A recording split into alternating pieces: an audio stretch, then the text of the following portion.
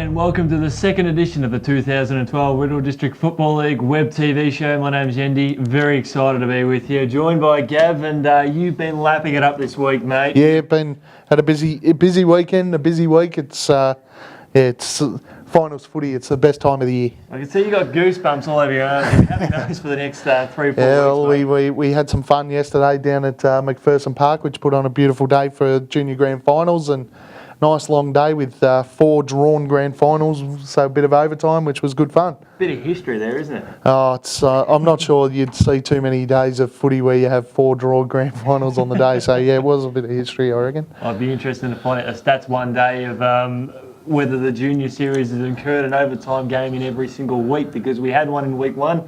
Week 2, actually I think week 2 had double overtime. Yeah, might have had a double overtime out at Rockbank. So. Yeah. So then we go that one step further with 4. And ironically, at one stage of the day, we had 3, one at each ground, actually.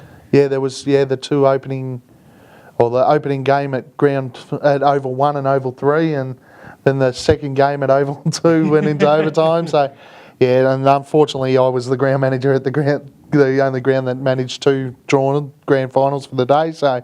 But look, the positive out of all that was, at least I didn't name the wrong team for medals. We're willing to go with the names. No, I won't. I won't name names. No. I won't suggest that the netball coordinator had anything to do with it. No, she wasn't there on the scene whatsoever. No. We've got a bumper show of Web TV, so to get you rocking and rolling into finals football. We're going to rip into the juniors. We're also going to have a bit of a look at the netballers in the second quarter. Then we're going to rip into the second half, where we're going to highlight the under-18s, reserves and seniors, and also have a look at the Bowen medal, which of course everyone's talking about, Gav. So yeah, absolutely. Looks like a really, really tight race for the Bowen this year, I think. It could go either way.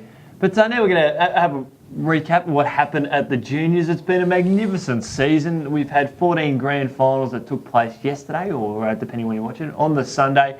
Great conditions, pretty windy over the course of the day, but I'll tell you what, Gav, we're going through the stats about the best and fairest and how many best and fairest in the league went on to play in premiership teams. Yeah, it was a good result if your side had a best and fairest, which does happen a bit in junior footy. The best and fairest players, especially the younger age groups, are usually pretty dominant, so their teams generally go going pretty well. So it was good to see that we had such a good spread of the guys that were awarded with best and fairest medals were also awarded with grand final berths. That's right, and a few of them actually went that one step further. As good champion young players do, they lead the way and take home the best on ground medal. Yeah, we had a couple out there. Had a couple that picked up the best on ground medal that were league best and fairest, which, they can't do it in the AFL. They usually choke after a Brownlow and go into a grand final, but our boys were able to step up and just show their class on the big stage as well. One of the boys that really impressed me on the afternoon was young Bryce Adler over at Kilmore. Now you can't miss him, Gav. He's in the middle,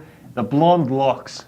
Yeah, there was a few of them. That seems to be the in thing to do these days, is the blonde locks and the flashy boots. And I know back in the day you'd never get away with that sort of thing. But that's good to see that you got to make yourself stand out. And we certainly had a couple of young blokes that did that. We did. We'll have a look at the winners if you didn't catch up on all the action during the week. In the under-10As, we saw Gisborne defeat Kilmore by 20 points. Big game over there. Romsey got the premiership over Woodend in the under-10Bs.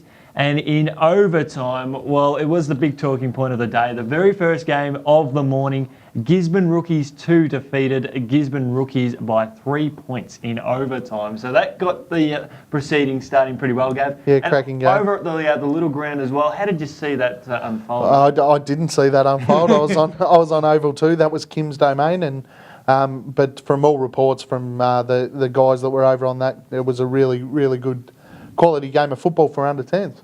So it was perfect, great way to start the day. Looking at the under-12s, Kilmore defeated Gisborne. Woodend beat Riddle in the Bs over at your ground, mate. Just the first game over there. Our under-12Cs, Sunbury Lions defeated Gisborne. Kilmore defeated Woodend in the under-12Ds, and of course that's where young Bryce Adler, he starred and not only took the league best and fairest, but of course getting best on grand honours on the day. Under 14 action didn't get any bigger and better than this, because Rupert's Wood defeated Melton in overtime.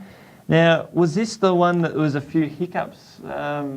I know there were a couple over at your ground, mate. That wasn't our ground. That was the main ground. So that would have been the domain of Tony Smith. Yeah, he was responsible. Yeah, responsible. He didn't. He was struggling a little bit with his national anthems and stuff, but at least he had a go for the day. But that was a ripping game of football. I actually got to sneak over and see the end of that, and in overtime, a young fella took a mark and actually had the chance to tie it up on the siren, but he was quite a way out and was always going to take a pretty good trip to get there. Oh, well, that's the heartache of footy in grand finals, mate. Sure is. So hopefully that young fella gets back into it next year and perhaps wins it off his own boot. Under 14Bs, Romsey defeated Woodend, and then we had the other two overtimes. The under 14s just had it all, mate. Under 14s, they swept the 3 out of the 4 grand finals in OT. And a couple of them at your ground. Melton beat Rupertswood in the Cs, and in the Ds, Melton Centrals beat Melton. But I think it was the under 14 Cs that had the hiccups after the siren, mate, because the goal umpires both had different... Yes, the goal umpires had different scores and had to rush over for the timekeepers. And unfortunately, the timekeepers overlooked taking scores, so that meant that our tiebreaker was down to the scoreboard. So I think I don't think there was any real issue, though. Everyone sort of around the area were pretty sure it was a draw. I mean, we were keeping scores over where we were, and we certainly had a draw, so I don't think that's any drama. Oh, it was certainly a good finish, a good heart stopper. Now, crossing to the under 16 Cs, I had a bit of a look at this game myself. Melton South defeated Melton. They really come away with the win in the last quarter, kicking with the breeze, kicked quite a few goals. The big one, though, probably one of the closer grand finals in the upper age groups. Well, other than obviously the 14s, but Romsey beat Macedon. But the Cats, they really took it up to them. It was a great game. I got to catch the end of that one as well, and Macedon worked really hard in that last quarter, but Romsey were able to snare a couple late and put a bit of a gap in and get the win. Now, the biggest game of the lot, the under 16 Division 1, that was a whitewash. She was all over a quarter time pretty much. Yeah, unfortunately for the Kangaroos, they come up against a pretty awesome Gisborne side who they're certainly one of the most impressive underage sides that I've seen running around in a long time. It was a capitulation in the end, unfortunately. We want a bit of a display, but look, you can't take anything away from Gisborne. They were outstanding. And they'll certainly, they've got a lot of young kids that potentially step up to higher honours. Well, congratulations to, you're a board member, mate. Congratulations to you and the team for a fantastic running of the day. Everyone was really happy and really satisfied with all 3 venues. Yeah, it was a great day, and well done to Melton Centrals and Melton Bloods. The day was just... it ran really smoothly. Luckily, the weather god shined on us. We didn't have any rain. There was a bit of wind, but the 3 grounds were in really good condition. There was plenty of parking. We had a few hiccups with the in and outs and people parking in front of exit signs, which caused a bit of confusion early. But overall, the day was fantastic, and I really think everyone enjoyed it. We had a bumper crowd in there. We estimated at 3,000 through the gate, so that's a fantastic result. Oh, fantastic. Well, that's junior football in a nutshell. It's been a great season, and hopefully we see a lot of these players continue to develop the game. I want to see more teams in there next year as well. But we've got plenty more on the show to do. We've got plenty ahead on the quarters. In fact, we're going to have a look at netball. We're going to have a look at the under-18s reserves seniors, and we're going to take a bit of a squiz at the Bowen Medal.